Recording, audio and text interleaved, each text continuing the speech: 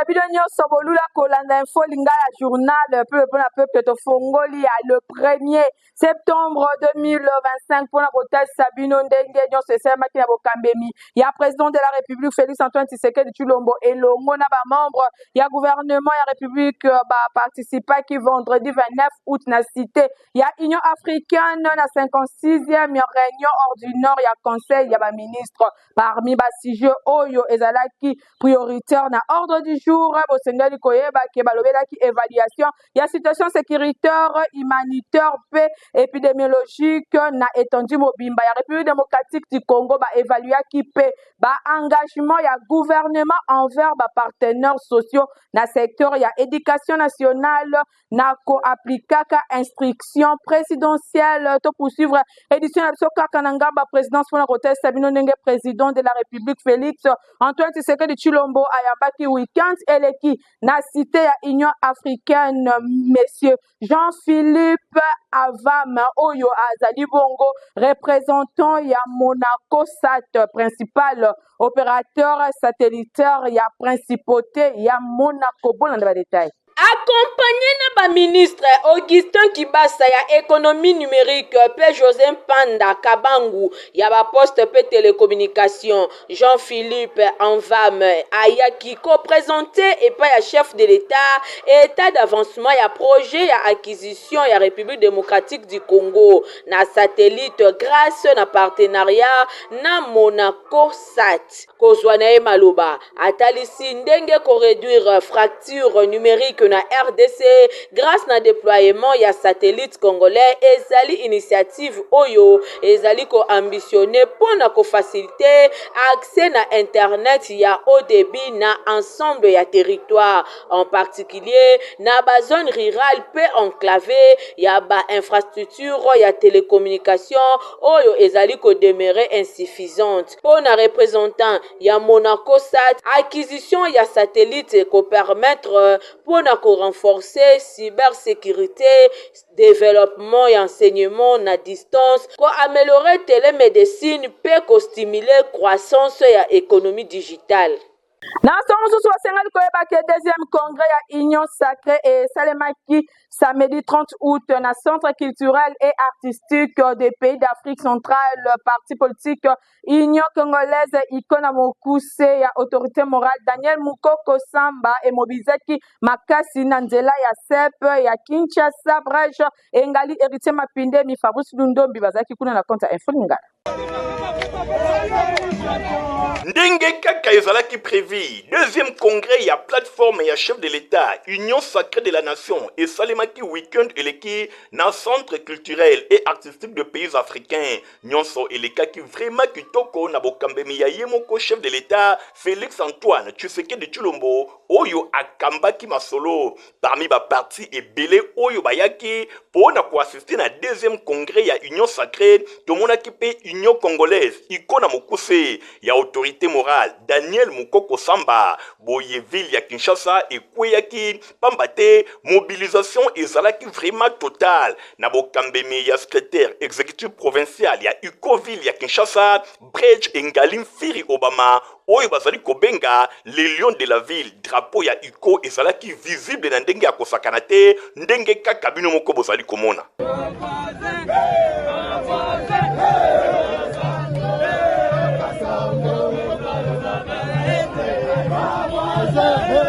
Esukaki wana te loyembo ezalaki mabina nyonso pona kotalisa attachement ya Union congolaise ya Daniel Mukoko Samba epai ya chef de l'État Félix Antoine Tshisekedi Tshilombo pe iko bazali kotalisa vraiment soutien na bango total soutien indéfectible epai ya chef de l'État Félix Antoine Tshisekedi Tshilombo.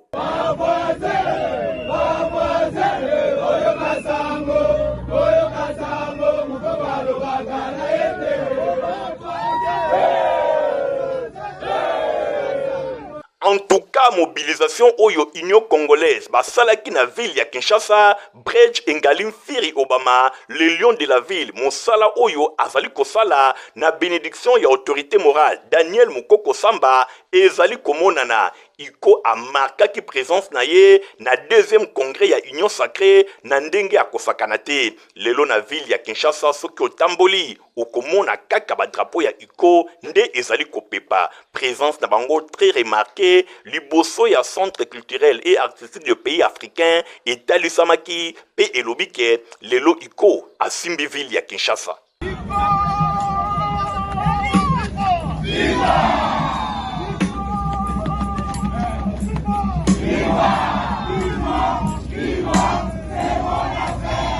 Honorable Hermione Bolumbe Eli Amba a participé à la marche de protestation moko na Accra na côté le mela badette ya Afrique héritier mapidemi Fabrice Lundombe.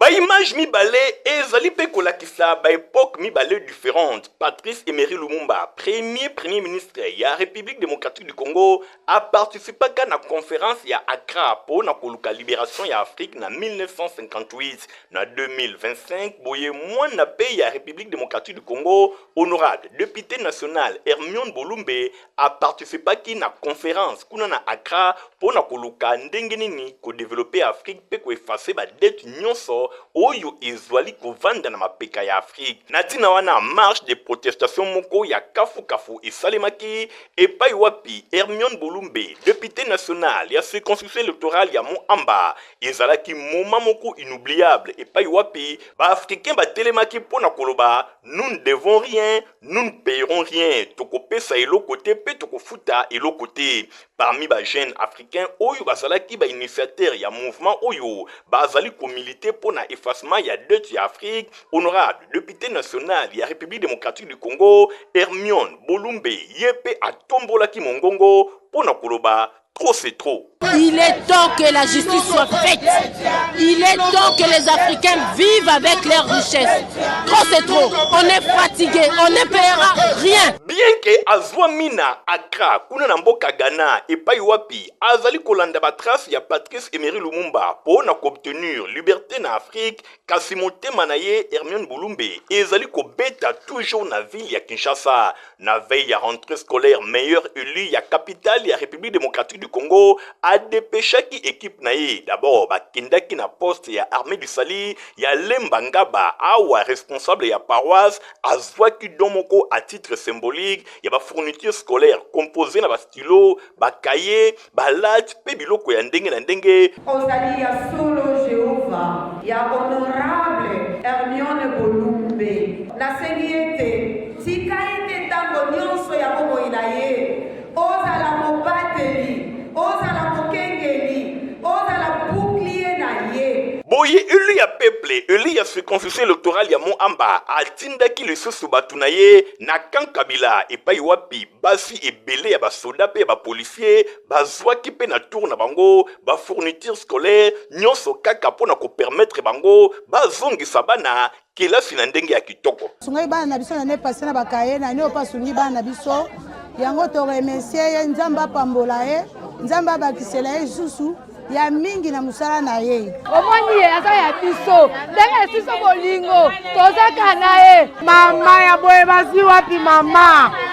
malamu boye akanisi bana nzela classe ataka ena zanga kango mama. Bosimba pe boye bake tourner et se clôturaki na motel Fikin na commune ya Limete epai wapi geste wana lisusu esalemaki esengwe ba mama ezalaki ya kobomba te. Ma Bolumbe, merci vraiment. En tout cas, eloko yo sali. En tout cas, epesi biso esengo na mutema okanisi biso ba mama. En tout cas, nzamba pambula yo pe abatela yo. À quelques jours, il y a rentrée scolaire ndenge geste oyo esalemaki honorable Hermione Bolumbe azali ko s'occuper toujours na ba base na ye malgré oyo esalemi kasi oyo l'équipe esalemaki nyonso kaka pona koluka ke ba base na ye bazongisa bana na ndenge ya kitoko pe kolongola difficulté belé oyo ba parents basalaka na yango. Initiateur ya complexe scolaire Mama Pemba honorable Honorant Mbungu a lancé lundi 1er septembre année scolaire 2025-2026 pour le reportage au la Dylan Dossal Libino. Honorable Honorant Mbungu, initiateur ya complexe scolaire Mama Pemba azala qui au fourré au moulin week-end et l'équipe pour na préparatif ya rentrée scolaire ya le 1er septembre 2025 nyonso ebandaki na complexe scolaire Mama Pemba 2 et pas wapi première réunion ya prise de contact et salemaki na ba personnel administratif pe ba enseignant nyonso pona complexe scolaire Mama Pemba D ezali anine ya liboso bosimba pe boyebake honorable Honorant Mbungu atalisaki bango conduite nini oyo bango bakolanda mode de circonstance etangemaki epai ya cordon Redi Basafu présentation à personnel et salemaki epai ya cordon principal Nidol Tatukila bosimba pe boyebake nyonso elekaki vraiment kitoko honorable Honorant Mbungu azwaki maloba pona kotalisa bango ndenge nini esengeli batambola batanzambe liboso asengaki na bango bolingo ezala discipline travail pe réussite yango nde ezali bongo devise ya complexe scolaire Mama Pemba nyonso elekaki vraiment kitoko a rappeler bango eloko esangisi bango ezali contrat ya musala moto nyonso esengeli azwa musala au sérieux ndenge ye azwaka makambo na ye au sérieux azala 5 fois élu alingaka échec te pamba te échec ezali ya bana na nzambe te asengi na moto nyonso a respecter mosala pe batia nzambe liboso basala encadrement malamu pamba te baparent bapesi bango confiance patrimoine ya école esengeli ebatelama babatela pe propriété pamba te mosala eyeba na koleka na ndenge ya kitoko asengaki na bango moko na moko esengeli alinga mosala na micro ya Info Lingala journal ya peuple quelques enseignants balobi de contact avec notre visionnaire de l'école. Donc, ayaki ponantila na kotali sabiso ligne de conduite. De quelle manière nous devons marcher na katina école oyo yasika Mama Pemba 2. Correspecter d'abord Nzambe, correspecter Nkolo Musala et puis biso basali. Il faut que nous puissions avoir de l'amour entre nous. Vraiment, à l'obina biso et sengeli biso pe correspecter bana classe même ba parents oyo bazali komeme la biso bana parce que ce qui to sali malamu fruit ya malamu et komona ezaki prise ya contact question ko yebana visionneur et tous na esengo mingi surtout na ligne de conduite après si biso ce qui concerne le fonctionnement à l'école parce que déjà lundi nous commençons le travail. Mon visionnaire ayaki kosolola na biso pona kolakisa biso ndenge nini tokotambola na année oyo selon vision ya école oyo Mama Pemba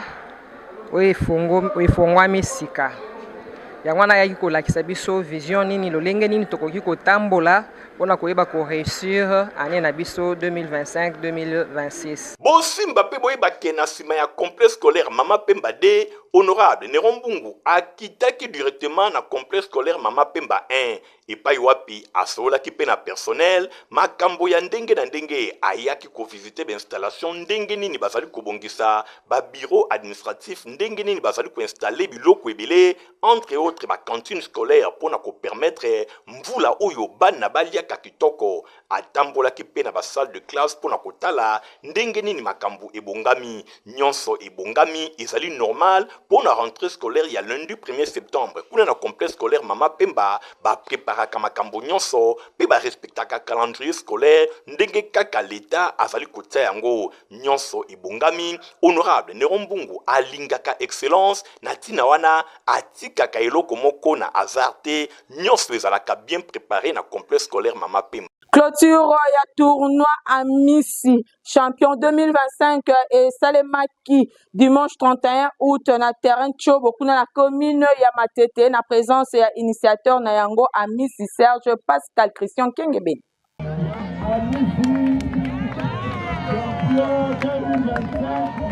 Activité ya Amisi Champion 2025 et se clôturaki kitoko dimanche 31 août 2025 na bokasi pe implication ya l'homme du moment moto ayebi code ya déverrouillage ya commune ya Matete totangi Serge Pascal Amisi initiateur pe cordon ya association initiative Amisi Serge Pascal IHPS na mokuse pe lisusu cadre na parti cher ya mwana mboka Jean-Lucien Boussa un homme combattu mais jamais abattu nyonso ebandaki vendredi 29 août 2025 kuna na siège ya association initiative Amisi Serge Pascal na quartier via 6A et pa wapi distribution ya ba équipement et salemaki na main propre ya cordon na yango Serge Pascal Amisi pe apesaki ba équipement na ba équipe participante nyonso na ba différentes disciplines champion na biso Amisi aza champion poso totali makambo asalaka biso oyo bamosusu bakokosala te donc azali champion c'est champion tokokangama na ye kino suka. Samedi 30 août 2025 direction terrain Chobo et Paiwapi lancement officiel et Salemaki et Payayemoko cordon national pour na football pepo na nzango ezalaki secrétaire général Philo Mbalidou nasima ya kondongwana ya 4 équipes pour na football pe 4 équipes ya nzango oyo esangisaki bango tour na tour bana pe ba mama na tina ya koluka ndenge nini ko consolider fraternité pepo na triomphe ya Amisi Champion 2025 équipe gagnante ezalaki bongo Konzo après avoir kondongwana na molende na score ya 1-0 ba médaille elatamaki pe coupe ezalaki remise et pa ya cordon na esengo wana l'homme du moment asolaki boy na micro ya Info Lingala 2025 eza encadrement ya bana chaque année to encadraka bana pendant vacances na bon occupation moko ya sport na ba occupation l'MC ya formation à la équipe ya initiative Amisi Serge Pascal association oyo ezali ko travailler en partenariat avec le CDR. Donc le Togobo ezali que il faut toujours penser la jeunesse oyo lobi bakokoma kozwa baebenga oyo biso tozana bokanisi esili Tintin, dimanche 31 août 2025 de distribution ya ba fourniture scolaire et salemaki na bana nyonso ya association initiative Amisi Serge Pascal. Merci beaucoup papa Amisi pour pesi biso bakaye nzamba pambola yo bombala simo pesa biso ya kodeka. Ah oui, Serge Pascal Amisi, Kobaka Kaboye, commune ya Matete et Linginde Batu ya Boye.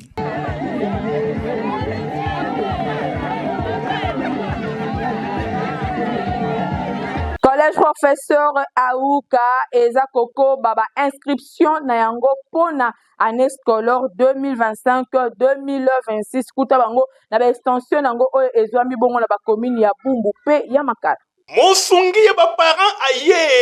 aye lisusu ndenge kaka amesana makambo ya sika yango yo ebandi pona année scolaire 2025-2026 pona collège prof Aouka elongona yemoko le promoteur John Aouka Moma le grand baoba oyo alingaka bana bino batanga kitoko aye lisusu na ba surprise ebele j'ai bien dit ba surprise ebele bosimba na cycle maternel de 3 à 5 ans aye na makambo ebele kasi misolo eza na yango muke toza pe na primaire na collège prof Aouka kobanda na première année tu na 6e année à part wana tozali pe na éducation de base de 7e à 8e yaboye etikala kozala te kaka na collège prof Aouka ba parents bayoki balobi collège prof Aouka nde mosungi na bango na collège prof Aouka enseignement eza vraiment ya qualité malgré Minerval eza nango ya muke prix ya nyampoul pe ya gratana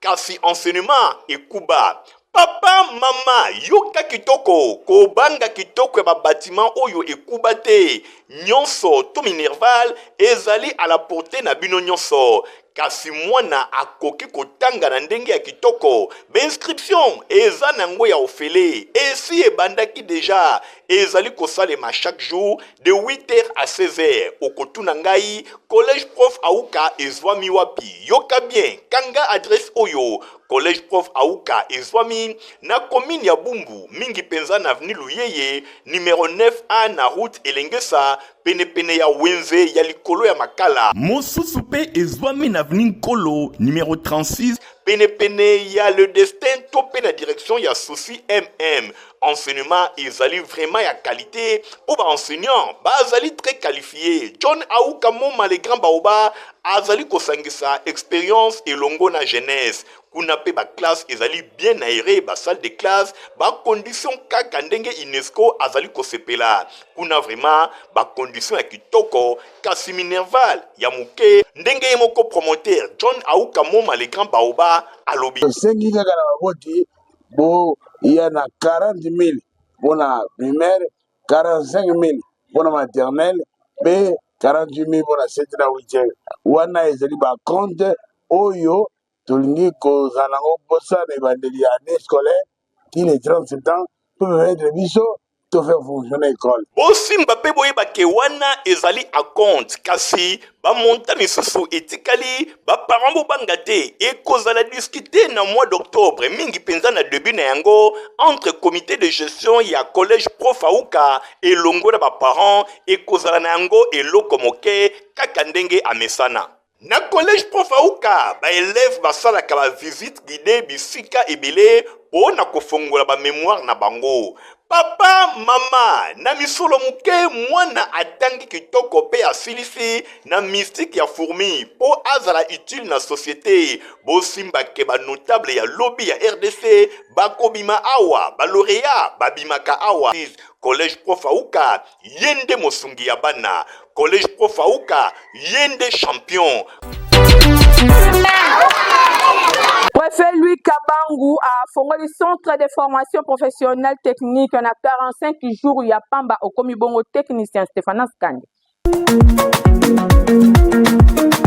Tango ya koyekola esili nanu te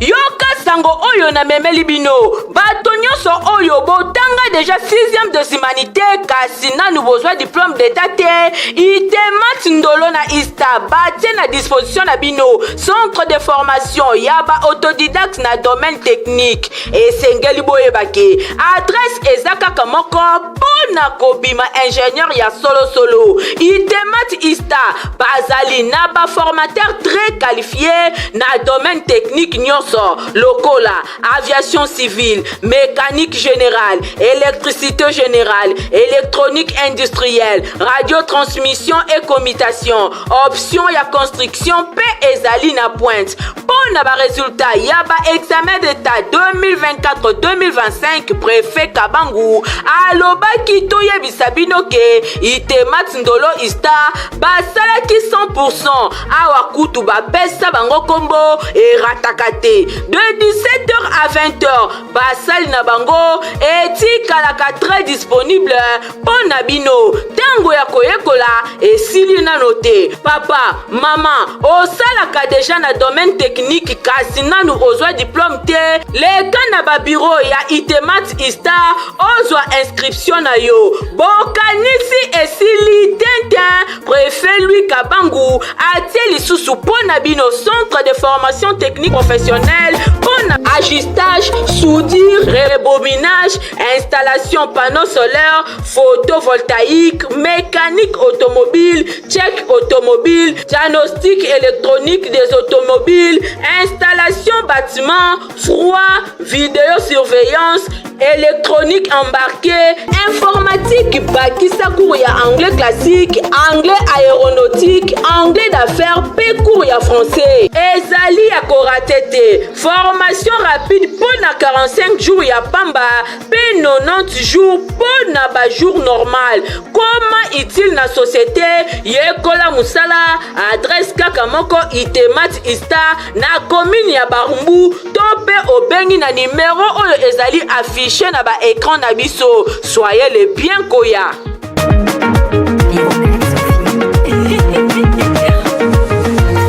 Tu vas peser pour ta qualité équipé acheter aux amkolo to mona bilonyo so sengeli komela yango.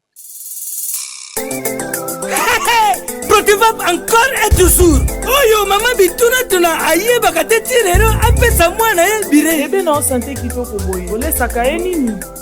Aliaka Protivap. Soka ba mama nyonso batimbe ya Protivap poto kitoko pona ba bébé pro.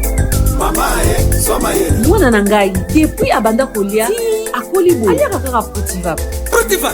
protéine vitamine énergie aza mayele na classe abelaka te alembaka te bamama félicitations na bokoneri bana Protiva facile à digérer et nourrissant eza na protéine vitamine et énergie. Hey, bébé na yo kitoko nini oyesaka ye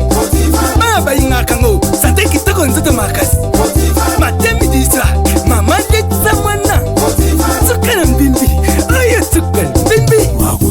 Protiva pour bébé pro toza na communiqué nécrologique awa bola na lecture nango.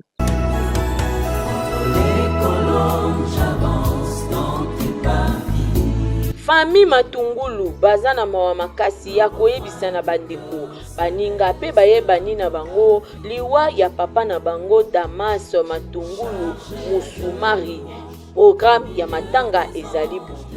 samedi 6 septembre 2025 veillée mortuaire ekosalema na espace Ave Maria oyo ezwami na avenue Libération ex 24 novembre na ngonga ya 18h mise en place na salle 19h 20h messe ya action de grâce 20h 21h30 animation chrétienne 21h30 22h témoignage ya ba frère pe ba sœur ya papa Damas 22h 23h30 louange pe adoration 23h30 kino 4h30 musique folklorique dimanche 7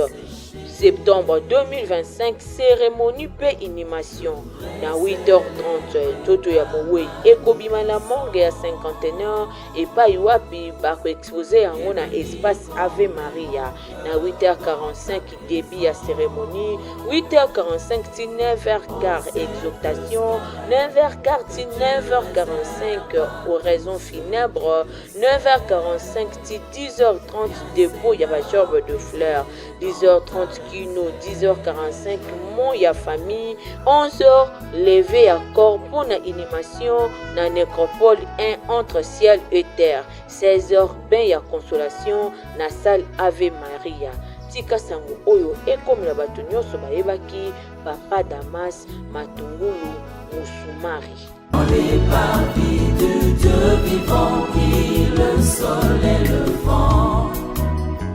Bososoli ki info lingala ya lundi 1er septembre